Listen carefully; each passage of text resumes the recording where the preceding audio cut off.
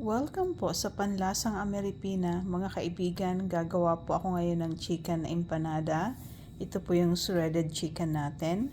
At meron po tayong red bell pepper, may onion, at may garlic.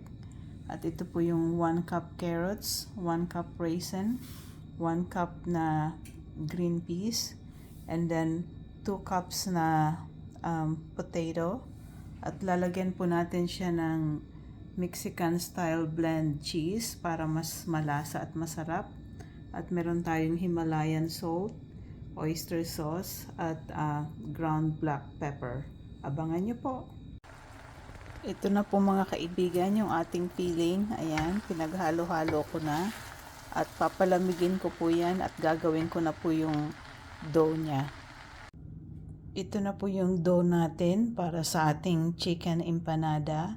Ano po yan? 4 cups flour, 1 cup butter, 1 teaspoon salt, 1/2 cup sugar, and 1/4 cup water, and 2 eggs. So, ganito po mga kaibigan yung ginawa ko sa dough. Meron po akong parang platter. Ayan. Lagay mo lang po yung binilog mo na dough dyan. Tapos, ayan po. Mapaplat na siya. At ito na po. Nilagyan ko po siya ng parchment paper para po mas madali. Ayan. Ayan. Perfect po yung pagka-round niya. At ito na po yung finished product. Nilagay ko na po dito sa aking molder. At meron na din po siyang filling. At nilagyan ko po siya ng cheese. At para mas masarap.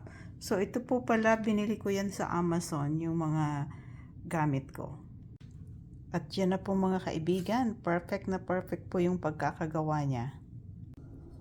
Ito na po mga kaibigan yung ating chicken empanada at lalagyan po natin siya ng egg wash. Ayan, abangan nyo po.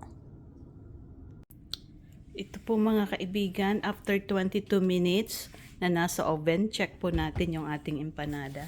Ayan, luto na po siya. Yay! So, binake ko po siya ng 22 minutes and 350 Fahrenheit.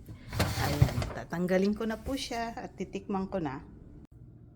Ito na po mga kaibigan ang ating chicken bake empanada. Titikman ko na po siya. Ito na po mga kaibigan ang ating chicken bake empanada. Ayan, titikman ko na po siya. Kain po tayo. Wow, sobrang sarap niya po mga kaibigan. At yung dough niya po, flaky siya at napakasarap po. Sakto lang yung lasa niya. Try nyo po itong gawin sa mga bahay nyo at siguradong magugustuhan ito ng mga anak nyo at ng asawa nyo. At napakasarap po niya. At maraming salamat po sa mga patuloy na nagsusubaybay, nanonood at nagla-like, nagko-comments sa mga followers ko. Sobrang na-appreciate ko po kayo.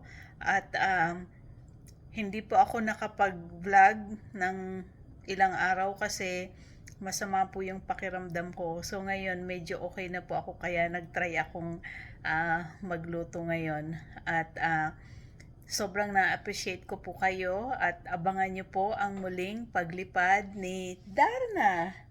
Bye-bye po!